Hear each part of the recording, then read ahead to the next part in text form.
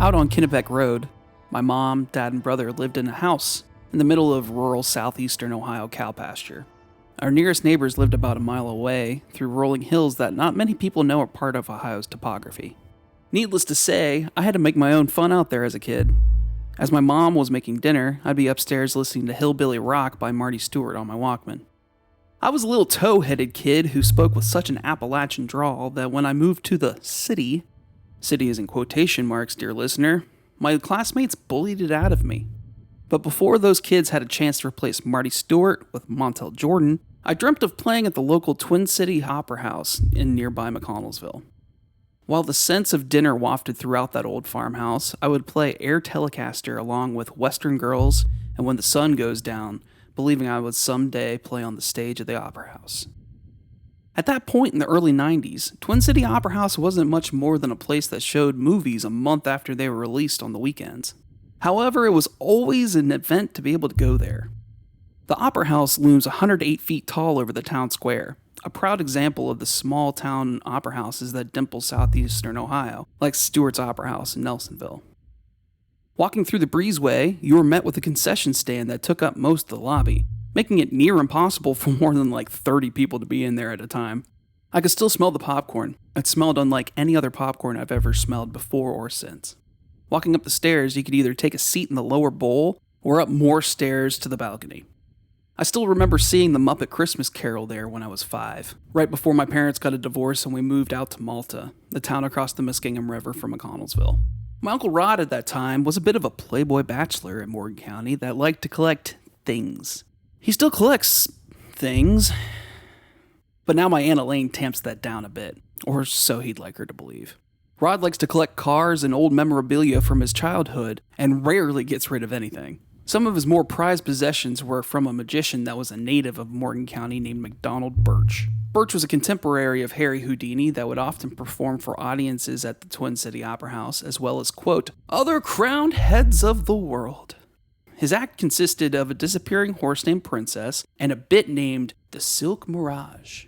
After retiring from performing in the 1960s, he'd still go to the schools and other events around the county to show off his illusion skills. He sadly died in 1992, and my Uncle Rod bought his light blue Volkswagen Carmen Ghia, as well as a few other pieces of memorabilia like posters. Rod still has that Carmen Ghia. I told you, he doesn't really like to get rid of his things. The Opera House named the auditorium Birch Hall, and Birch still may think that it's his stage today. It's said that at least 5 distinct ghosts occupy the Twin City Opera House. Most of them are friendly towards people, like the 10-year-old girl that giggles in the rafters at night. The old usher, Everett, may even help you to your seat, even though he's been dead for many years. There's also Red Wine Robert, who has given many paranormal investigators clear, intelligent EVPs offering them his red wine. The town marshal that was murdered in the alley with a .32 behind the Opera House in 1905 is said to be patrolling the safety of the building to this day. He was shot by someone who was sent to the Athens Lunatic Asylum shortly after. A story for another day that I actually have some close ties to. And even McDonald Birch himself is said to give some nightly performances there. I mean, come on, it's Birch Hall. However, there may be something a little more sinister and evil that resides in the old blocked-off tunnels in the Twin City Opera House. Tunnels connect to the old Kennebec Hotel in the Opera House and were rumored to be part of the Underground Railroad to hide escaped slaves from the South. These tunnels under the town square were partially filled in the 1930s due to increased traffic above. Dark, growling figures will drop the temperature of the air around if you get too close. One of these figures was actually captured on video in 2009. More than 1,000 EVPs have been captured by paranormal investigators over the years, making the Opera House one of the most well-documented haunted buildings in Ohio. Jack Osborne even hunted ghosts there for a Travel Channel show in 2019. Come on, what's more scary than the progeny of Ozzy Osbourne? I went to music school starting in 2005 and played music as a jazz trumpet player and singer-songwriter for years after that. After the dream or nightmare of trying to make it as a musician had gone on and I started life as a mental health counselor, I was finally able to take the stage at the Twin City Opera House a few times. My younger self, I know, was excited to play there. It felt to be a bit of a coming home. I hadn't lived in the area for a long time, but I still had ties to Morgan County. I played the song Tempted in my set as an homage to Marty Stewart and the little boy who dreamt of playing in Birch Hall. That nightly disappearing horse act was a good one, man. I couldn't find that damn princess anywhere. I did share a slice of Dino's pizza with the marshal, though. My name is Levi Funk, and this is Faces in the Corner. You may not know me. Hell, I don't even really know myself usually. I do know I'm a music maker and friend to the other three faces. Hometowns are important to who we are. Although not always a great thing, they still inform our worldview and culture. Sometimes it's bullied out of us by shithead kids in 3rd grade. Here's Will Poole, known by most as Christy Yamaguchi Mane, telling us about his hometown story, the Mako Lights.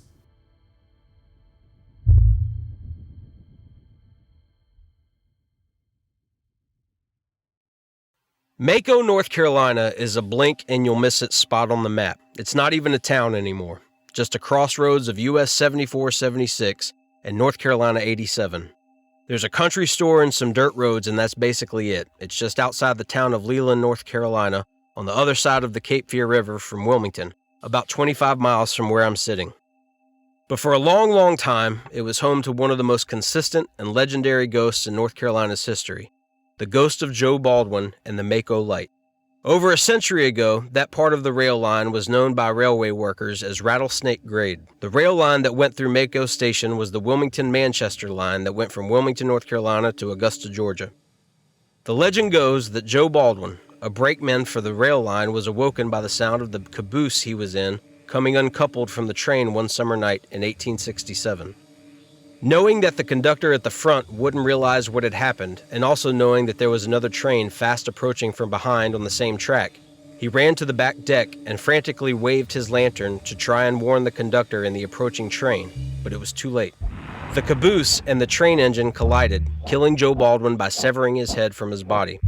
After the accident, Joe Baldwin spent the next 100 years searching for his lost head up and down the rail line near Mako Station, swinging his lantern as he searched. According to Jay Barnes, who writes in Our State magazine, quote, "The Wilmington Railroad Museum says the first sightings of Joe and his lantern date back to 1873. Witnesses who saw the phenomenon described an amber light that suddenly appeared out of the darkness. It hovered waist-high above the train tracks, wavering like a swinging lamp as it advanced closer and closer. Just as it reached the observer, it would disappear, only to reappear further up the tracks and with greater intensity. Allegedly, the only period of time it wasn't seen was for 10 years after a powerful earthquake struck Charleston and the South Carolina Low Country in 1886, but sightings resumed shortly thereafter. Over the years, attempts to explain the mysterious specter included distant car headlights, swamp gas, and St. Elmo's fire, a weather phenomenon that some say causes balls of fiery lightning to appear in the sky. Ultimately, each of these theories was discounted. The Mako Light predated the automobile by several decades, and anyone who saw it move up and down the tracks rejected the swamp gas theory. President Grover Cleveland's train stopped in Mako on a whistle-stop tour through the area in 1889.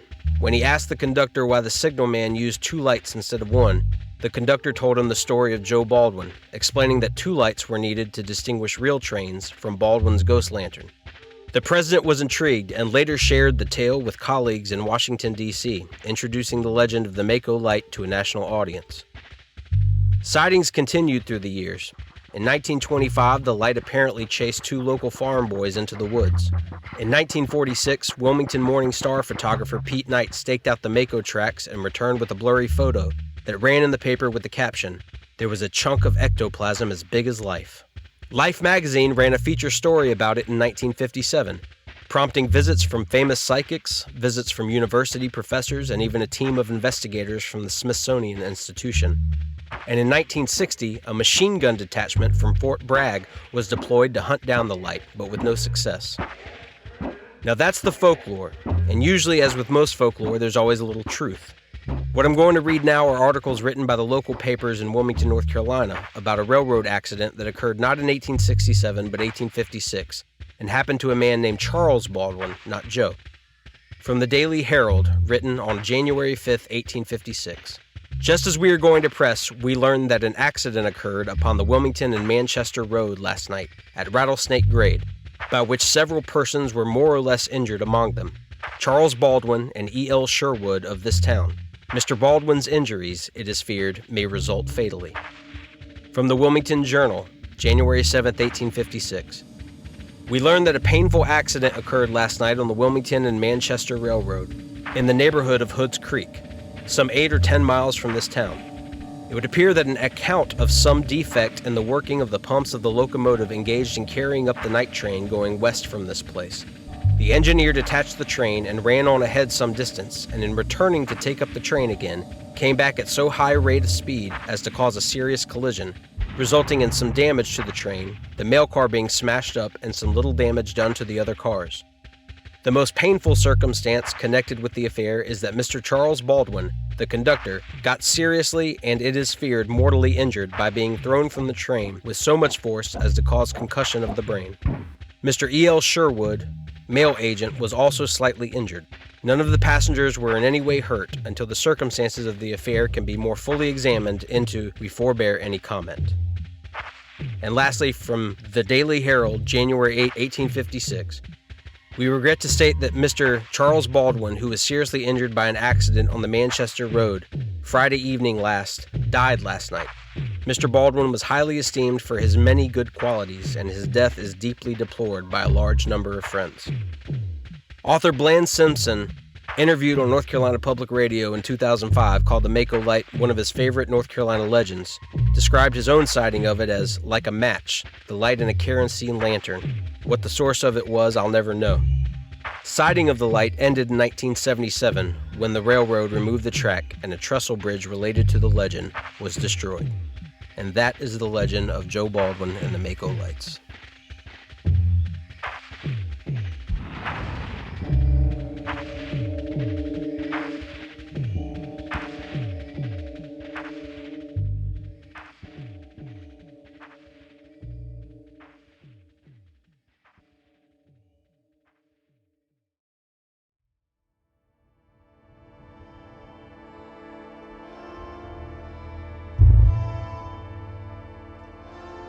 Zanesville, the city I grew up in, had a large pop-punk scene in the aughts and 2010s. The running joke was pop-punk is about two things: pizza and leaving your hometown. Writer Alex Press, at AlexNPress on Twitter, tells us about the time she fled her hometown for Pittsburgh, Pennsylvania. Sometimes the monkey on your back that causes us to leave is actually chasing us.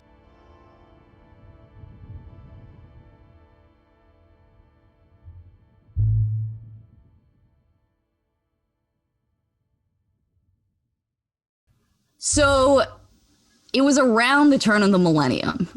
We had just moved to Pittsburgh, Pennsylvania from New York City, me, my brother, and my parents. There was this event going on around Halloween. There's a part of town called Station Square. And so naturally for Halloween, they changed it to Station Scare. Pittsburgh brilliance. And they have a bunch of haunted houses, and it's like a little festival, right? And sort of sideshows and cotton candy, stuff like that. And so my parents take me and my brother there. Again, we're little kids. I might have been like 7, 8 years old. And my parents, being somewhat neglectful, basically just let me and my brother go off and run around the area, fairgrounds. And I go into a tent that is a sideshow, and it features a man who is half gorilla, half man. That's what's billed outside, right? And so I sit through the show and I watch this guy turn into a gorilla. And it's crazy. It's terrifying. I scream. Everybody's, thrilled. But then when the show is over and people start filing out of the tent, I stand in the back And I'm pretty sure I actually hid behind the folds of the tent, like a little kid would behind a curtain or something in the house, because I wanted to see what the deal was with this guy. And would you believe it? When everyone was gone, this man takes off the head of the gorilla. It's not really his head. He's wearing a costume. Who can believe it? He's walking around like a regular schmo, and he's not a gorilla. So now I have always been driven by a sense of, I'm outraged by injustice, we could say. And here's a guy lying to the public, okay? And so what do? I decide to stay in for the next showing. I'm hiding in the back. No one's noticing me. It's very dark. It's nighttime. It's Halloween in Pittsburgh. People start filing back in for the next showing, and he starts performing. He's explaining that sometimes you just can't help it. He turns into a gorilla. And sure enough, just as he has his transformation, I step out from the back into the aisle and I scream at the top of my lungs, "It's a costume." The tent is silent. The guy looks at me from the stage, and I'm telling you, I'm not making this up. I still remember the anger in this man's face when I said this. No one really knows what to do. And it could have been handled a normal way in which, the performer might, I would say we're all adults. We could imagine being that guy. You would laugh it off. You're like a little girl being ridiculous, and you just carry on with the show. This guy instead bounds off the stage, jumps into the aisle, and starts running directly at me. Granted, again, reminder, he is in a gorilla costume at this point. So there is a giant gorilla man running at me. I turn 180 and start booking it out of the tent. I run into the middle of the fairgrounds. There are people just wandering around having a good time. And I am just screaming at the top of my lungs and just running. And this guy keeps following me. I thought maybe he would, he was just trying to scare me, or even this was his response to put on a show, was to pretend to attack me or something.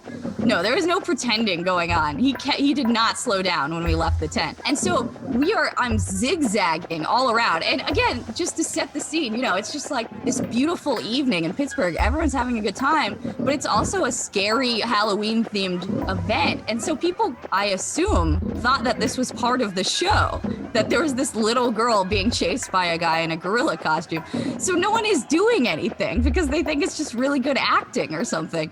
And I remember I finally get to this rotunda where a sideshow is going on. There's this character in Pittsburgh named Vlad the Impaler, who sticks various things up his nose, nails, objects, stuff like that. Things of that nature. And Vlad is putting on his show, and there's a little crowd. And so there's, it's a circle. And I just start running and running around and around as Vlad is nailing things up his nostril, and people are just paying attention to the show on stage. So people aren't noticing, but I'm screaming and I'm running. And finally, I notice that my parents are in the crowd watching Vlad, because my parents are sort of somewhat questionable characters. They're like punk, weird artists. So they actually know Vlad from like the performer community or whatever. And so they're there and I recognize them, and I lock on my mom. She's really the tough one of the two. I start screaming her name at the top of my lungs. Jackie Rowden, Jackie, Mom. And I'm just running in circles. And sure enough, finally, my mom notices what's going on. And look, I was busy running. So I don't know exactly how she positioned herself, but knowing my mother fairly well, I would say probably like a sort of a quarterback stance.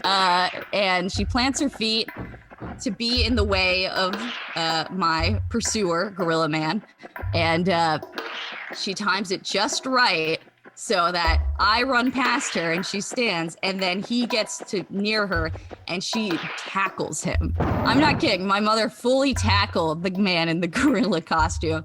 And I gotta say, I don't really know what happened after that. I know that we just left Station Scare. My parents are not ones to pursue some sort of legal charges or anything like that. Though I got to tell you, this guy was a loose cannon. And, I have conflicted feelings about this now as an adult, because this guy obviously was a low-wage worker and I was harassing him. And so I don't know. This is not a good start for someone who wants to fight for the working class, but it's just what happened. And I guess the addendum to this story is that my dad, who I've mentioned is a bit of a strange street artist, he acquired a gorilla costume some years later, which he liked to play. He would set up his keyboard on the porch at our house, and he would play spooky music around Halloween. And he said it was to scare the neighborhood kids. And I just can't understand how he could do that, given what had happened to me. But he made a point, sometimes him and a couple buddies would also play in a band where they all wore gorilla costumes. I'm not making that up. That really is the kind of parenting that I've been putting up with my whole life. And but there was a rule unwritten in the household that he would not wear the gorilla costume when I was around. And so that's the story. I'm sort of wondering if maybe now that, I write and have somewhat of an audience, if I could kind of find this man. I'm back in Pittsburgh now. Maybe we could have a reconciliation of sorts, and I could see what was going on that day for him and what led him to attack me. But yeah, that's maybe the scariest thing that's ever happened to me.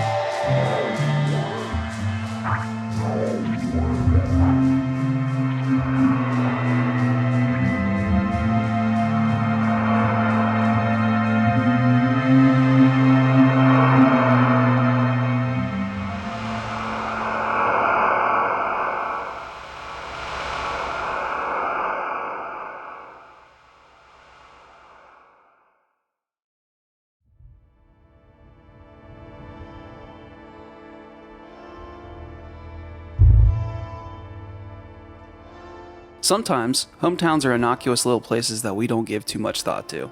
It's simply where we're from. What happens when your hometown is home to one of the most infamous time periods in United States history?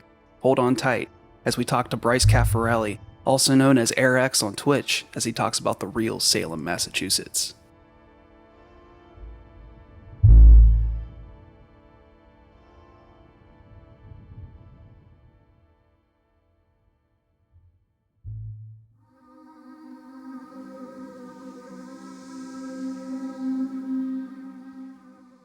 Tonight, I wanted to talk to you a little bit about your hometown. You live in probably one of the weirdest places in the United States. The Witch City. Which is that what you guys call yourselves? Yeah, the Witch City. I mean, that's kind of what it's known as. Our high school, our mascot's a witch. The Salem really? Witches. Yeah. I did a little bit of reading about what's going on over there, and is it true that your cop cars have witches stuff on it too? I do believe some of them have witches on. I mean, it's kind of painted all over the city.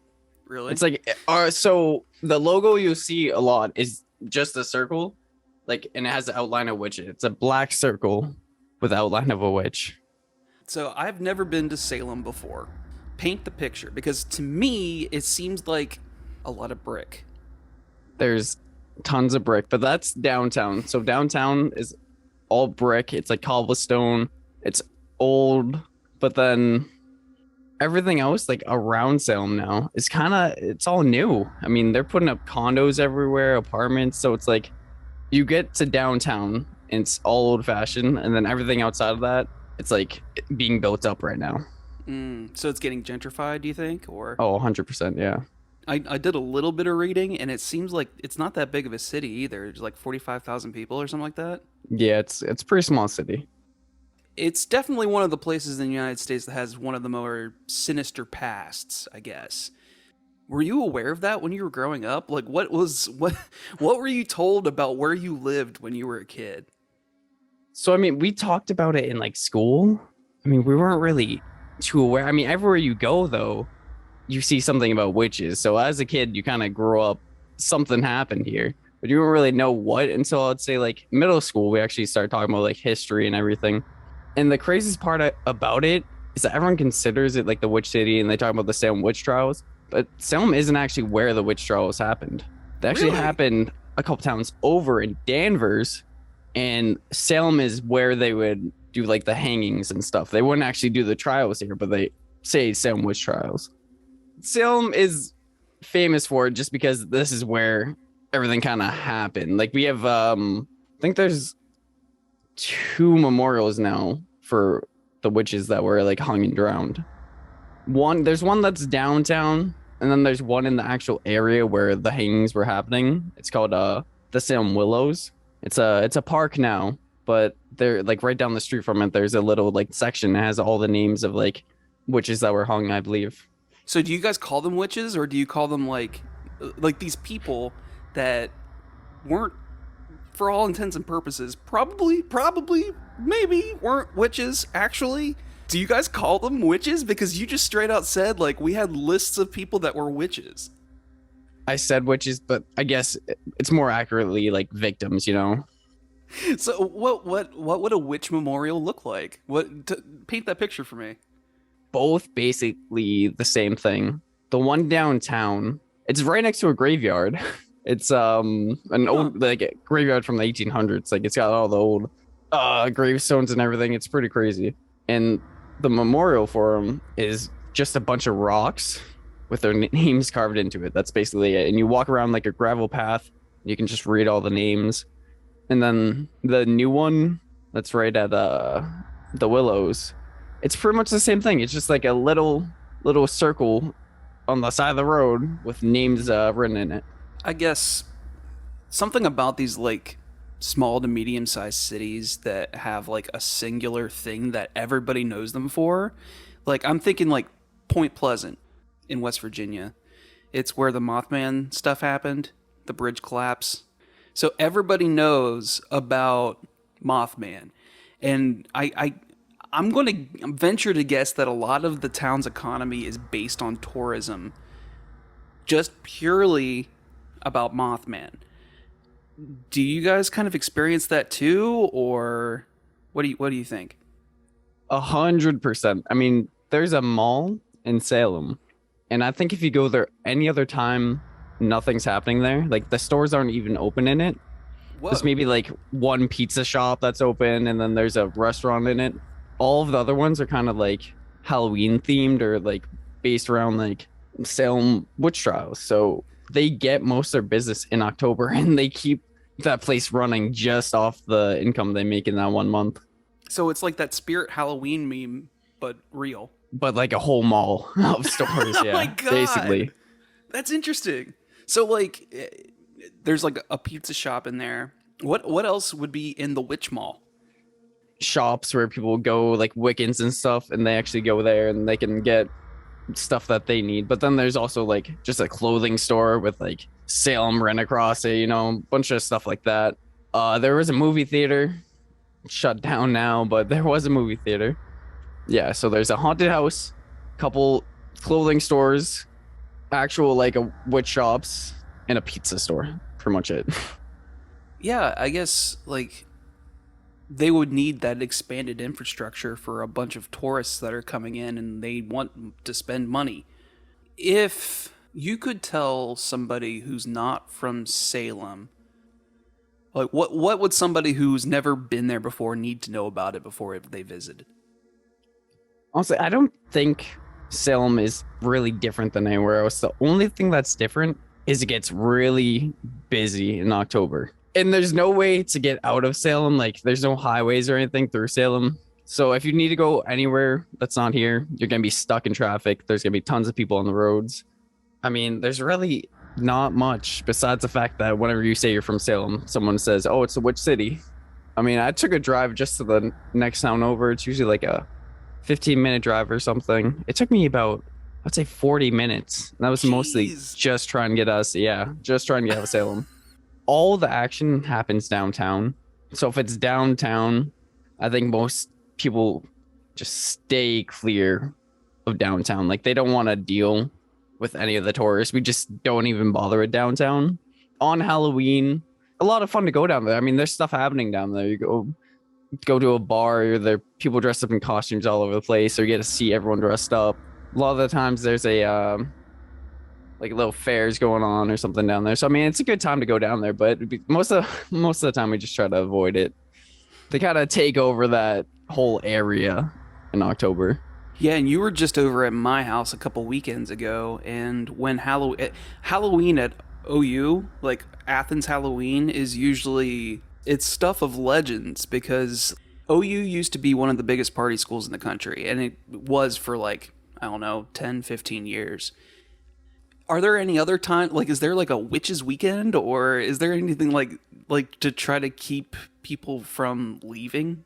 Like, is there like a festival in the middle of July that's designed to get people back into Salem? Or No, not really. Nothing that I know of. It's pretty much only October. I mean, I think there are a few like Wiccan holidays and stuff where people might come visit.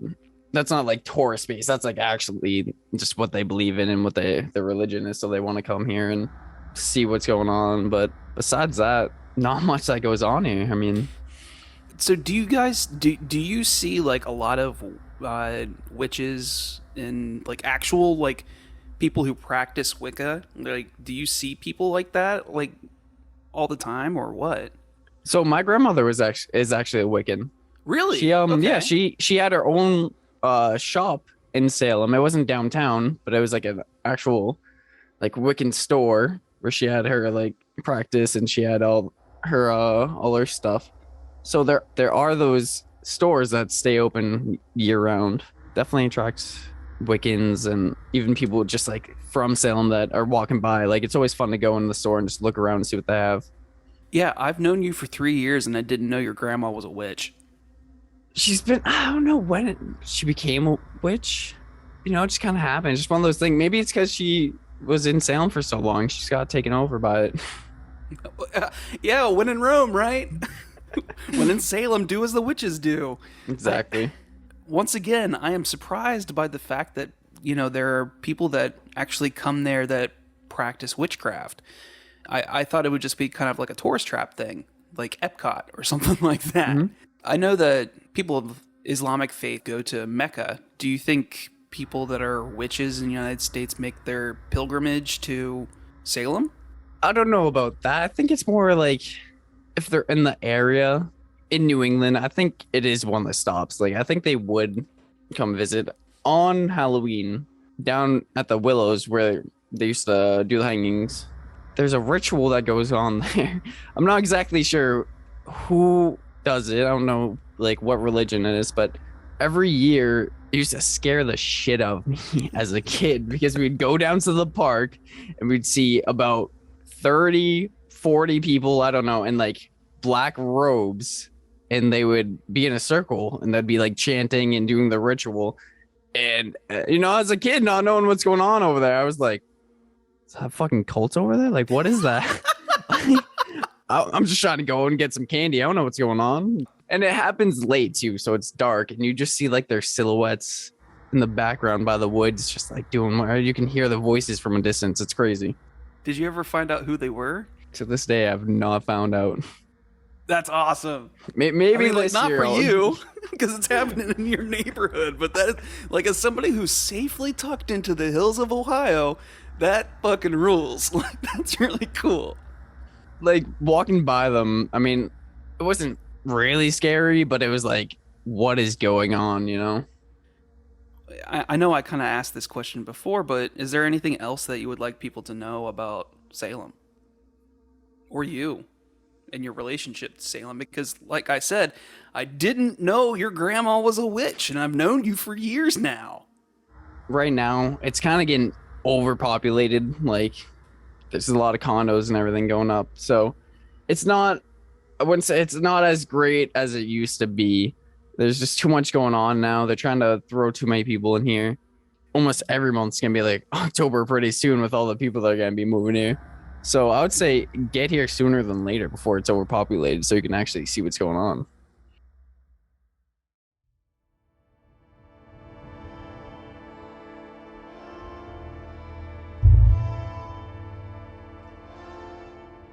That's it for tonight, folks. If you like what you've heard, hit the show notes for the pre-order link to our companion zine, which, if you order one, will be hitting your mailboxes very soon.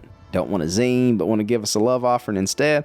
Our Venmo and Cash App links are in the show notes as well. Faces in the Corner is brought to you by Boss Babies LLC and through the generous support of our sponsors and listeners like you. Faces in the Corner is produced by me, Tom Sexton, Matthew Carter, Levi Funk, and Daniel Pujol, with original music by Daniel Pujol. Thanks again for being with us, and remember, when you lay your head down tonight, you cut off all those lights. May the faces you see in the corner be ever in your corner. Sweet dreams.